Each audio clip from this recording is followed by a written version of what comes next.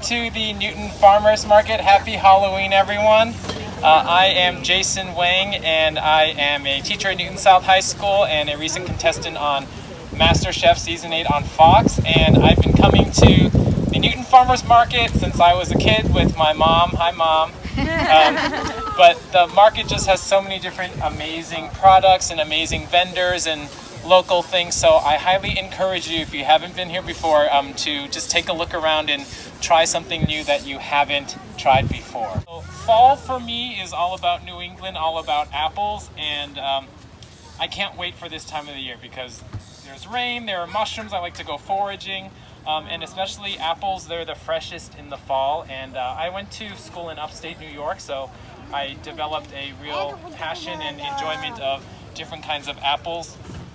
So the apples that we are using today is a big assortment from actually Dick's is right over there. A lot of the vendors have different apple varieties, but let me just give you a brief primer on some apple varieties. So you may not know, but there were probably over 75 different types of apple varieties in existence.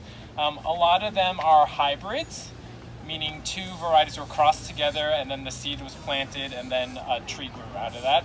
A lot of them are chance seedlings, meaning that there was some kind of apple growing in the orchard and then a seed fell down and then a tree grew up and then a farmer was just walking around and saw, hey, what kind of apple tree is this? And so they tasted the fruit and they thought, wow, this is really delicious. So those are chance seedlings. They get named. But because they are chance seedlings, they do not reproduce, they cannot be reproduced by hybridization. So for chance seedlings, the only way to reproduce them is by vegetative propagation. So a lot of them are actually grafted onto other root varieties.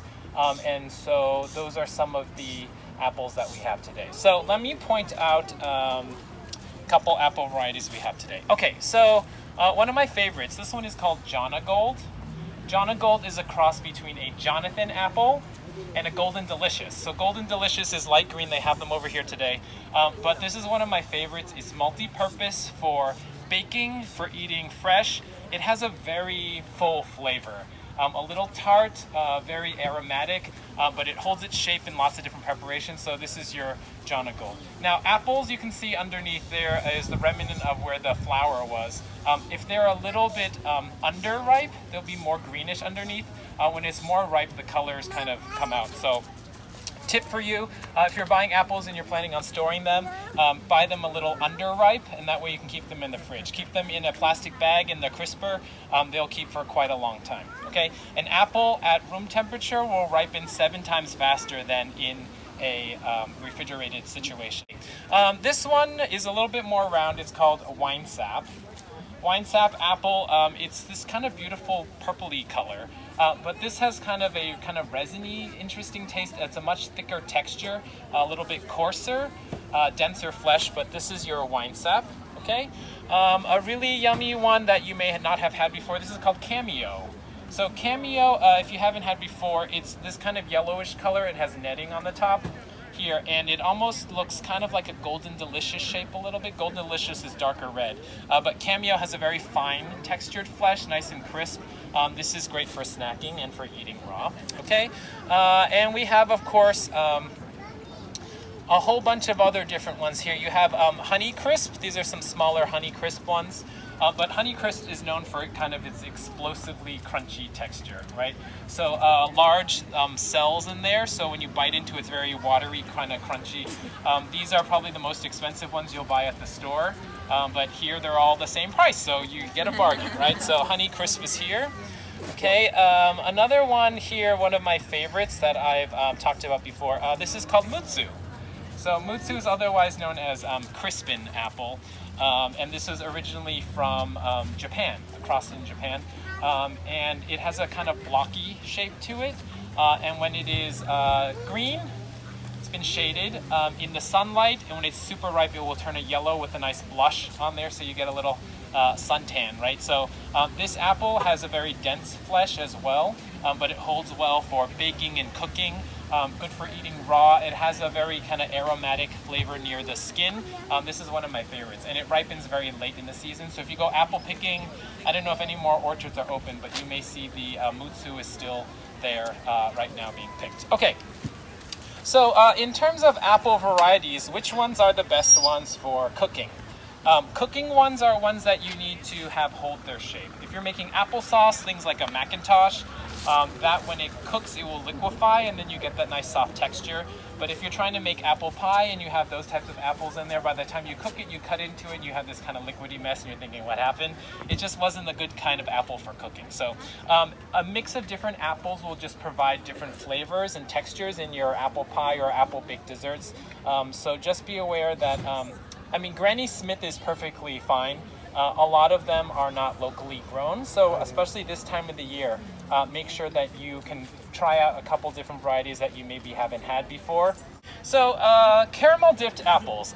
When I was growing up, how many of you have been to Honey Pot Hill orchards in Stowe? So I remember going with my mom and we would go have as a treat the caramel dipped apples. So at the store, and growing up in an Asian American household and trying all these different things and growing up in Newton, there were lots of things that I had read about or didn't necessarily know so much about. So I remember the first time having a caramel apple was like this amazing experience. It's that kind of sticky, kind of buttery caramel flavor, and then the crisp apple, and then they always had crushed nuts and things like, so it was definitely something super yummy. And just growing up and then, you know, eating lots of different things and wanting to change my palate a little bit, I came up with this caramel recipe that I think is really, really outstandingly delicious. So I'm just remelting it here. I made it slightly earlier in the day. Caramel is just basically your dentist's nightmare. So it is just sugar. So granulated sugar, what I've done is you just put it in the pan and you put it on a medium heat. And then over time, as you just stir it, it will start to turn like a sandy texture, and then little golden spots will appear. So it just means that the temperature of the sugar is getting to the point where the chemical structure is starting to change, right? So what I did is the caramel, I brought it to kind of a darker golden color. When you're cooking caramel, again, as the water leaves the sugar, there's still a little bit of residual water. It changes the chemical structure, and then it starts to what is known as caramelize.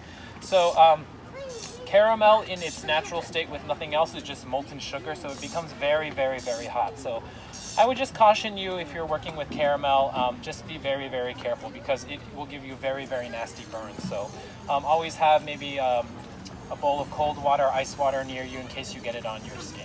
Okay, so I've just put in sugar, and once I get it to that kind of honey colored, I stop the sugar cooking process with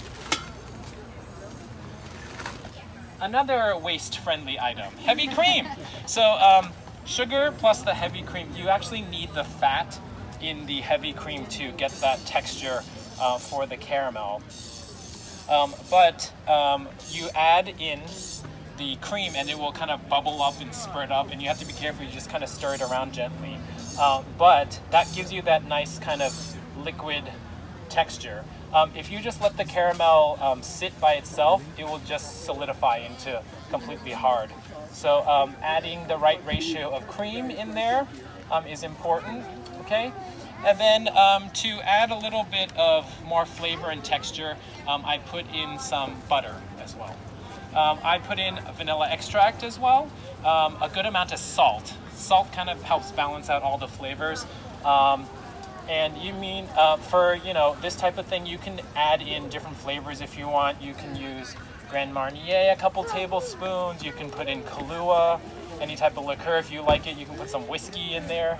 You can just change the flavor profile. But this is booze-free, so it's all age-friendly. But it just gives you a nice eventual texture here. And what I did, I put in 2 ounces of melted chocolate, unsweetened. And that just kind of really makes the flavor nice and rich. So, all right, so this is the caramel that we have right here. And as it cools, it thickens up. So as you're making the caramel, you just need to keep an eye on it. I usually drip some on a little plate so you can actually just see the texture. I want it soft but firm. If it's too liquidy, when you dip the apple and you leave the apple there, you come back in a couple hours and the whole thing, all the caramel has slid to the bottom. So you can eat it all, but it should stay on the apple. And then if it's too firm, then it gets very hard and then it's more of a crunchy caramel, which is fine too. But we're going for something kind of chewy, but yet yummy, yet malleable, yet delicious. So, and you can see because of it's all incorporated nicely, it has this kind of glossy type finish on it. So I would encourage you, you know, some people, they buy the little squares pre-packaged and then they dip them and they melt them, but making it at home is pretty simple too. So, all right, so we have the apples here, and I usually like to get apples that have stems on them. That way, you can use also, we have these lovely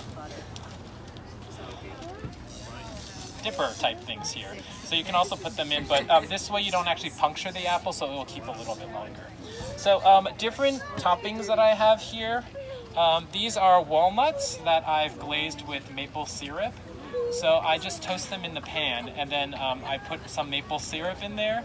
The maple syrup will bubble up, and then you'll see the nuts start to get a little sticky.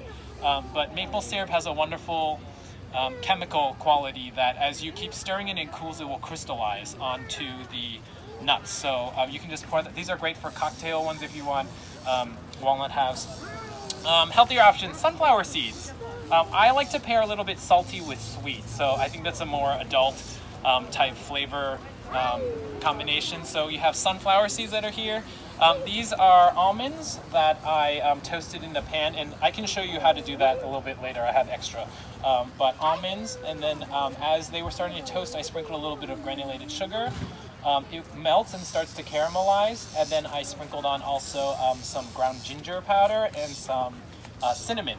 So these are kind of nice spiced nuts that go here. And for those of you who maybe have nut sensitivities, things like that, coconut, always a nice option. So you can leave it like this, it has a nice flavor on it, or you can toast it. So a bunch of different things here. So basic technique for caramel, right? So you can see that the parts that are exposed to the colder temperature tend to get solidified quite quickly.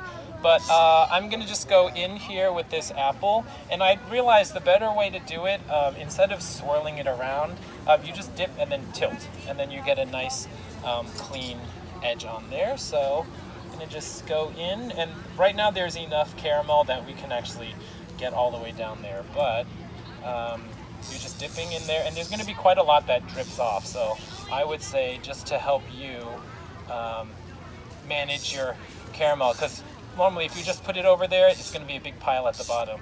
You can very cleanly scrape off the underneath. Okay. And then I'm using a what's called a silpat. It is a silicone mat that will make sure that the apple doesn't stick based on the caramel. But basically you just go in there, and then you just let it set to room temperature, and you have a delicious caramel dipped apple. So the caramel will kind of just get hot and cold, and I'll dip the mutsu in there. Mutsu I will probably dip in the walnuts, but again, super easy, super fun, and these will keep a couple days. You can just keep them at room temperature. They won't spoil because you haven't punctured the top in there. So just gonna scrape off this amount here. And also, if you wanted to, you could just thin the caramel down with more heavy cream, and you have a delicious caramel sauce for ice cream and things like that. If you make it slightly firmer, you can actually cut it into little squares, and then you can dip it in chocolate, and then you can have another little treat like that. But we're just putting some of the glazed nuts here. Okay. But you can play around. If you want to put more chocolate, you can put some cocoa powder in there as well. But then you have these type, and I'm going to dip the cameo apple in here. But it's a really nice coating consistency, and then the flavor is really good. I put just enough salt in there just to give a nice kind of sweet, salty balance to it, so it should be pretty tasty. Okay, and then we go in sunflower seeds. This is your healthier option if you have sunflower seeds. So right? Who wants to try some?